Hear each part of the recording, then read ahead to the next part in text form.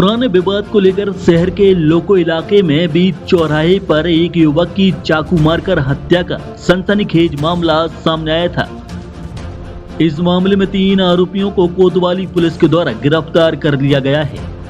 कोतवाली थाना प्रभारी आनंद सिंह ने बताया कि घटना के एक ही घंटे में घटना का मुख्य नाबालिग आरोपी पुलिस की गिरफ्त में आ गया था। वहीं दूसरे दिन मुख्य आरोपी का बड़ा भाई और हत्या में साथ देने वाला उसका एक दोस्त भी कोतवाली पुलिस ने गिरफ्तार कर लिया है। लेकिन अब तक घटना में दोनों भाइयों का पिता अभी भी फरार बताया जा रहा है, जिसकी तलाश पुलिस के द्वारा लगातार की जा रही है।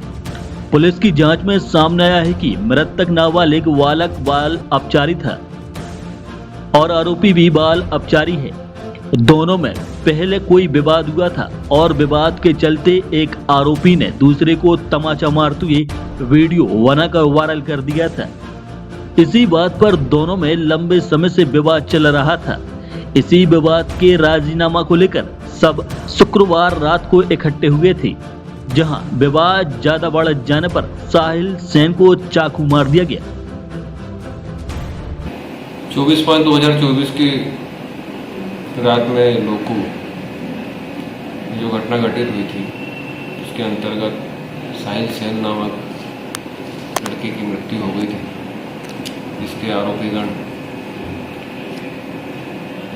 अनुराग दुबे, शैलेंद्र एक्वार और एक बाल अपचारी बालक, विधि विरुद्ध बाल अपचारी की कल सुबह गिरफ्तारी हो गई थी, जिससे संबंधित न्यायालय पेश किया गया है।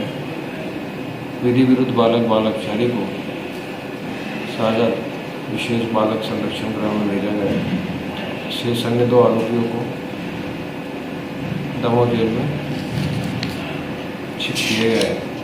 प्रकरण में एक अन्य आरोपी जिसकी तलाश पता रसी की प्रयास जारी है, जिसे बहुत जल्दी गिरफ्तार कर लिया जाएगा। इस हमने आपको बताया कि मृतक जो है बाल अपचारी था और आरोपी बाल अपचारी था और मृतक की उम्र भी लगभग 18 वर्ष ही थी। उसका अन्य साथी जो है जिसे आज गिरफ्तार किया शैलेंद्र, उसकी उम्र भी बहुत ज़्यादा नहीं, 19 साल ही। इन लोगों के बीच में आपस में राइवलरी थी, पुरानी रंजिश थी, एक दूसरे को कभी किसी ने मार दिया होगा, चाटा, उसका वीडियो बना लिया होगा। उसी बात को लेकर उनमें विवाद चल रहा था। विवाद के चलते घटना दिनांक समय को ये लोग आपस में बात करने के लिए मृतक साहिल सेन अपने अन्य दोस्तों के साथ वहाँ पहुँचा था। बातचीत के दौरान विवाद बढ़ गया और विवाद में बाल अपचारी और उसके परिजनों तथा उसके एक दोस्त के द्वारा साहिल सेन के साथ मारपीट हो गई, जिसमें बाल अपचारी के द्वारा उसे चाकू मार दिया है, जिससे उसकी मृत्यु हो गई। देखिए, पिछले 5 महीने में चाकूबाजी की घटनाएं बहुत ज़्यादा तो नहीं हुई, लेकिन जितनी भी हुई है उतनी भी मतलब कि सहनयोग नहीं है। इससे न सिर्फ एक घटना होती है, किंतु एक डर का माहौल भी आसपास के लोगों को देखने वालों के लिए डर का माहौल भी बनता है।